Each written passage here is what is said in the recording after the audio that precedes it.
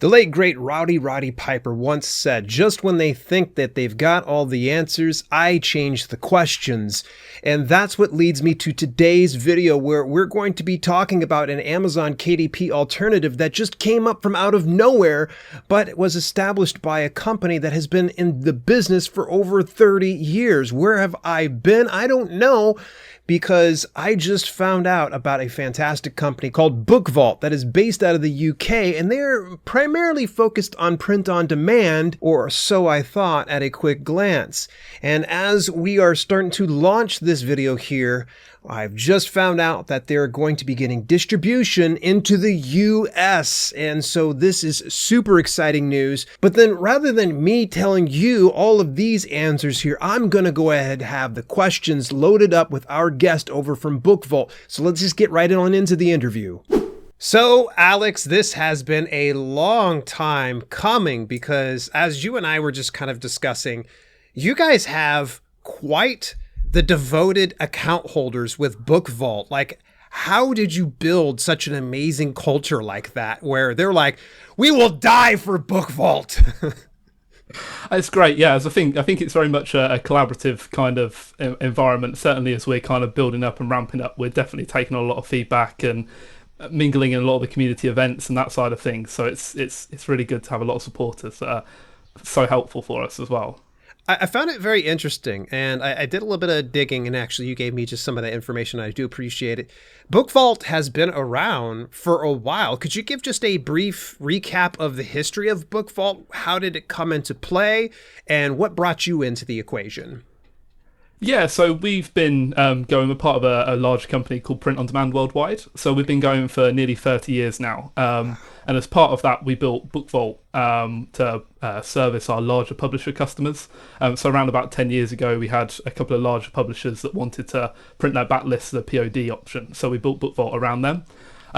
Fast forward to about 2 years ago, we kind of had been servicing publishers, but we really wanted to service the indie community as well. Yeah. And so that's why we kind of opened the gates, I'd say, to allow anyone to sign up, create an account, and kind of use the publisher grade features, but for kind of general use as well. What would be one thing that you would say, or you can name a few things if you wish, what are a few things that you feel set you apart from other print on demand companies? I think certainly something we get a lot of comments on at the moment is quality. We invested a lot of infrastructure into our printing facility in the UK. So we're able to print in coated stocks all on an inkjet device. So it keeps the cost quite low, but also keeps really nice quality books. So we see quite a lot of children's books come through, as well as really nice, normal books with illustrations in. Because of our pricing model, we only charge per colour page used. So if you had 100 mono pages with, say, 2 illustrations in, we'd only charge you for those 2 pages with the illustrations. So it's a really affordable model. I know Joanna Penn recently, when she kind of launched her direct selling, did a nice splash page as soon as you open the book in colour, and it kind of adds a real nice premium feel to the books as well. That is a huge difference, because it's an all or nothing thing on other platforms. You guys are allowing just a little bit. So if someone just wants just a few color illustrations, they're not going to be penalized for it. Yeah, exactly. And I think that's the really nice thing. You can really put a premium touch to your products. And I think that's the whole point. The more you can make them feel premium, the higher the list price, and then the more you can earn through selling them. So it's a really good kind of thing from there. What would you say are your more popular print books that you guys are putting out? Hardcover with dust jacket, paperbacks. What does that look like?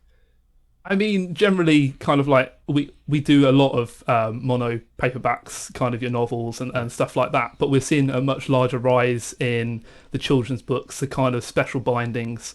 So, say a cloth book with a dust jacket and embossing on the front as well. They're kind of rising, and I think that's just because there's such a gap in the market that people, as soon as they think it's going to be really expensive and not able to do it. So we're seeing more and more of those come over to Bookvault, because it's just a really easy way of doing those special editions. And again, kind of the whole point of, if you can make a book seem more premium, you can sell it for a higher price and earn more. So it's a better alternative to kind of earning more from each sale. There's one thing you just said, and I feel like you kind of glossed over it so fast, that I think we should probably come back to it, is that you have embossing on hardcover books with dust jackets. Yes. where there are some Yes. companies that have the hardcover with dust jacket. They don't have that embossing whatsoever, because when you take off that cover, who knows what that book is?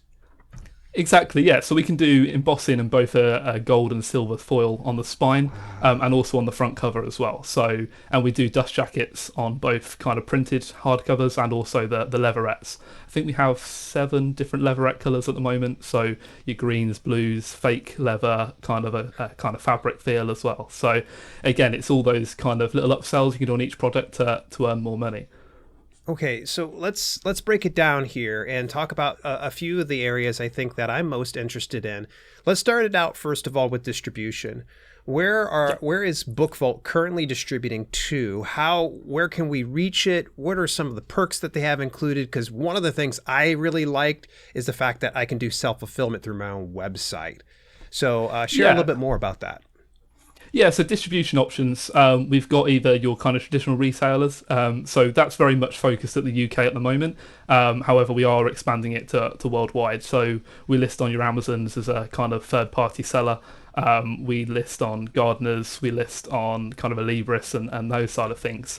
Okay. In terms of, as you say, the direct fulfillment, we also have our kind of integrations, and that's something we're really kind of focused on because personally, and I think as a company, we feel it's the way forward, cutting out the middleman of Amazon and that it's still great to sell through Amazon, but if you direct customers to your own store straight away, you're cutting out the 30% that they would take.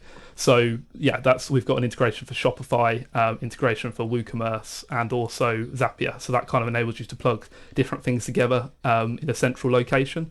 And then we automatically take those orders, we fulfill them and send them directly to the customer as well as providing kind of up-to-date shipping prices. So the customer pays exactly what you would pay on the website. So it's a really kind of hands-off. So what does the fulfillment and delivery time typically look like for you guys? So from our UK facility, we can get a paperback out in the same day. So if you order it before kind of 6 a.m., we will print it and ship it the same day. Hardbacks are 2 to 3 days. And then just the general kind of thing, if you're ordering normal author copies, they take 5 to 7 days. Okay. Although to be fair, at the moment we're printing them in 4 to 5. We're working quite quickly. But yeah, and then in terms of shipping, obviously in the UK we can do next day shipping. To America, it's around about 5 to 7 business days. Okay. That's through a consolidator we use, although we are launching our US print facility partnership in the coming weeks as well. We're just finalising the kind of test shipment, so that'll be local printing in the States as well. Oh, nice. So that will really cut down on the delivery time then, and you guys can be able to fulfill a lot quicker speed then, I imagine. Yeah, exactly. And I think that's the way that we're doing it is we're going to still allow customers to choose. So if they want to use our facility, they still can and ship it across the States, or you can print directly in the US to the customer. So it's kind of the choice on the end user as well. Interesting. Gosh, there's so much that you're sharing with me that I didn't realize prior to us even chatting. So this gets me so excited. So my apologies if I jump all over the map here. Oh, no, not at all. Let's look at royalty, because a lot of people are going to say, show me the money. What does this royalty structure look like? And also something I probably haven't even covered yet is you guys do print books. Do you handle anything other than print books like ebooks or audiobooks? So that's something exciting coming in, I'd say, the next couple of months. We're working behind the scenes developing it. So that's the first time it's been said, to be fair. So we're looking at the direct fulfillment of digital content, as well as kind of the distribution of digital content as well. We want to get the US side sorted, but then we're going to kind of be working on digital content as well, because it's not where the industry's heading, but I think if you have it all in one place, then you can look at doing bundles of, say, especially with direct selling, if you buy my print book, you'll also get a free copy of the digital book as well. So it's kind of those little upsells. Yeah, that is tremendous. And that is so great to hear that you guys are continually innovating and really, I hate to say this, creating a nice competitive environment that we've needed for so long. And now I'm starting to understand why a lot of your account holders are so happy with what you guys are doing. What would you say is another feature that people are really enjoying that they haven't shared with me already besides the print quality? As you say, the direct sales is something we're seeing a lot of kind of hype around, but as well something that people are really enjoying. If they can't make it to direct selling, we have our own retailer, the Great British Bookshop. So distributes globally again through our one centralized site. And because that's a site that we own, again, you kind of cut out the middleman. So we charge a 5% print reduction. So you'll pay 5% less print if a sale comes through there. We also only take a 10% cut.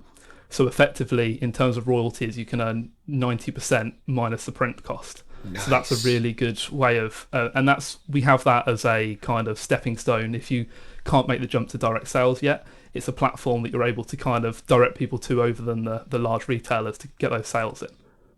That is really, really cool. Gosh, there's a million questions going through my head. My apologies. Okay. I'm really excited about so much of what Bookvault has to offer.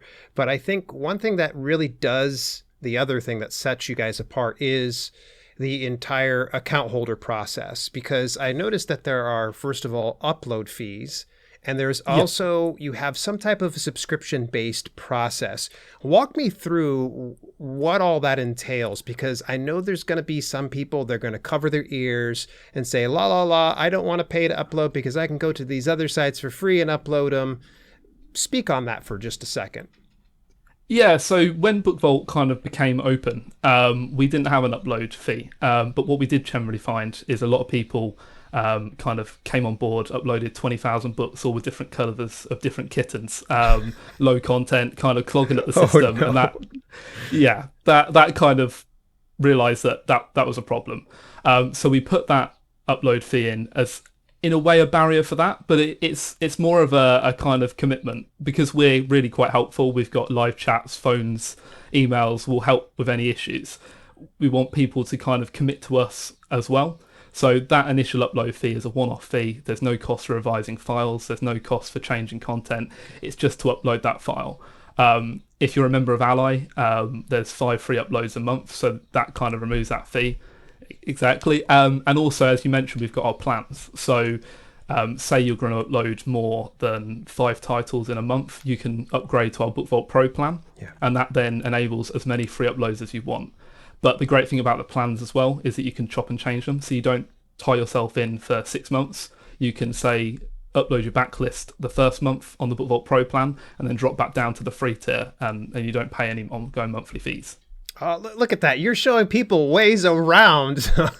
Amazing. As I say, it's, and especially when obviously Ingram recently removed their fees, it was something we sat down and thought, do we remove ours too? But as I say, it's very much that it's kind of, we want that commitment. And as I say, our print prices are generally on par to Ingram and KDP. So you're kind of unlocking those print prices as well as getting all the additional support, the features and that side of things. So as I say, there's ways around it as well to make it more beneficial. Well, to your credit though, and I know I don't think it's very fair to put you in a position to agree or disagree here at this point, but Ingram doesn't allow for low content books. Are you guys going to set up some type of a policy that you don't allow for low content books, or will you continue to do that so long as they still pay for the subscription or the upload fees? Yeah, so we have a section on publishing guidelines on our website, okay. And we do allow low content, and we do support it. However, we don't guarantee we can distribute it, because there's a lot of retailers that look at it and just instantly shut the door. But as I say, as long as they adhere to the fees, they're completely fine to upload them. And as I say, we will support it. But as I say, we need that investment beforehand, because the people that are happy to pay those fees are the sort of people that will market it and kind of make sales from it. Right. They're so much more invested. They got skin in the game, and that makes a lot of sense. But I think that's really, really cool to see that you guys are still offering an avenue. Whether that additional retail distribution is going to happen is not on you guys. It's going to be on the actual retailers. Exactly, yeah. I mean, the Great British Bookshop, they say, done by us, we'll take it on. So at least you'll have at least one avenue, and then also your own store as well, which you can earn more. So yeah, as I say, and we do try and get it onto Amazon, but sometimes they've got a red flag against the publisher name or something and won't allow it to be uploaded. But yeah, it's a case of we'll take it on and try and sell. When I upload to Bookvault, where exactly can I end up purchasing it? Am I going to find that on, say, like a Walmart.com or a Target.com? What are some big sites that I can anticipate that it would be available? And will that change based on fiction, nonfiction, or low content books? Like, because I know you said you can't promise for low content. Does that apply to fiction and nonfiction as well? So in terms of the upload, once you enable distribution, we then send it out to our retailers. Okay. So I know Libris, they kind of pass it out to other retailers. It's mainly online at the moment, Yeah. but I know with us having a US presence, that's going to enable a lot more expandability to retailers. Okay. So in the UK, we distribute with Gardeners. In the US, we're aiming to distribute with Ingram and kind of go down the Ingram distribution network, and that will, again, as you say, allow access to retailers such as those. So it's certainly a very much a work in progress from our side, Yeah. but I think that's what we kind of say, and we're very open about it, that the whole point of going wide is you don't focus on one particular partner to do everything. So Ingram may be able to distribute better at the moment, but then we can do your kind of higher quality and direct selling books as well.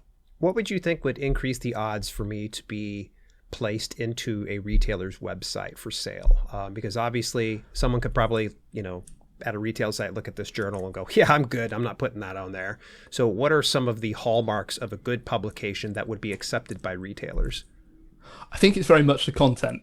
We see a lot of low content books and stuff that come over to us, and the description is just a very generic one of your one-stop notepad, get it now, and stuff like that.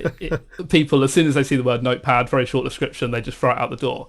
So it's all about kind of coming up with creative ways and coming up with good copy. I mean, a good way these days, I'm quite a techie person, so using it's a frowned upon thing, but by some people, AI to kind of come up with nice descriptions and help with that ad copy is a great way of doing it. Yeah, I've played a lot with ChatGPT and putting together book descriptions, and though it's not perfect, it certainly helps out, because I think there's that blank page theory of that blank page sits there and you just stare at it because you're trying to hope for some type of inspiration to hit you. But I agree with you on this one. Now, there might be some viewers and listeners that probably would disagree wholeheartedly, but to me, when you're really just creating a book description of your own book, exactly, yeah, does it really even matter? So that is very interesting that you're sharing, like, hey, dress up your book descriptions just a little bit more. How much do you think the cover, the title, and keywords come into play for getting distribution through retailers? Certainly the cover. I think that's the first thing you see, isn't it, when you're on a retail page? Yeah. If you've got a very boring looking cover, people are just going to move on to the next one, especially on a retailer like Amazon, where you're kind of sat around all the other books. Yeah. A good cover, it's definitely the kind of one of the key factors. In terms of titles as well, I think that's another big thing we've seen. If you've got a very generic title of just dotted notepad, that people, again, it's going to get turned off by retailers, it's going to get turned off by people. So you really need kind of like an inventive title to, again, just describe what the product is as well. Nice. And what about keywords? Is there, like, because obviously something like Kindle Direct Publishing has the 7 back-end keywords, but you look at something like, say, Kobo Writing Life that does ebooks and audiobooks, they don't have a back-end keywords, but they do look at keywords within a description or a title. Yeah, I think the more information you can give, the better. I mean, we've just recently upgraded our wholesale platform to enable keywords, because we've seen, as you say, on things like Amazon, keywords are vital. It's all about that research to, as you say, match the terms to what people are searching for. Yeah. So I think some good targeted keywords are really, especially for Amazon, very kind of needed. Interesting. In a perfect world, what is Bookvault going to look like eventually? What is that going to mean for a self-published author like myself? I think it's going to be, we want to be different to the rest. Yeah. That's the thing. So I'm actually a developer myself. So I'm one of the ones that writes the software. So I attend all the events as well, because it's great to mingle with people, see what they want. And that's where I'll come back from like 20 Books Vegas and then spend the next 3 weeks 24/7 trying to add things that people have recommended. So I think for us, it'll be, we want to evolve the platform to be what the creatives want. And equally, I think we want to offer things that maybe aren't available with POD. So I know in the latter end of the year, we're introducing things like head and tail bands onto books, ribbons.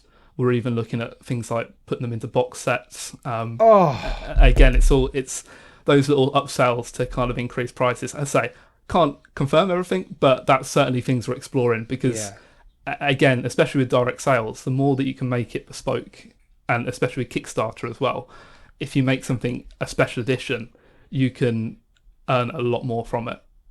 Wow.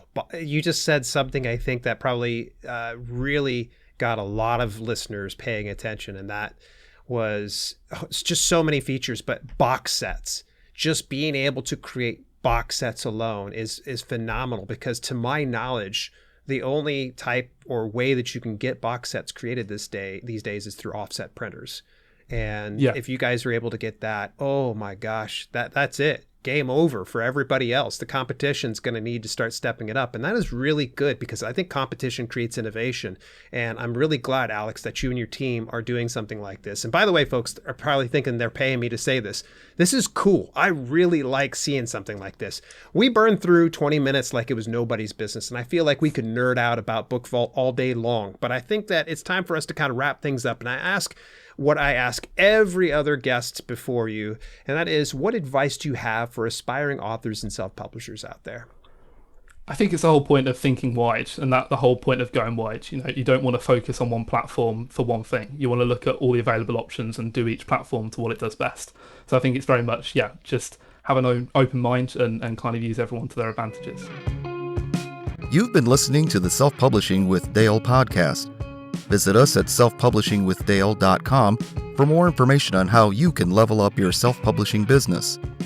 Also, check out our growing video-on-demand service, chock full of free and premium content, when you head over to theselfpublishinghub.com. If you enjoyed the show, please consider leaving a review on your preferred podcasting platform. We thank you for tuning in, and we'll see you in the next episode.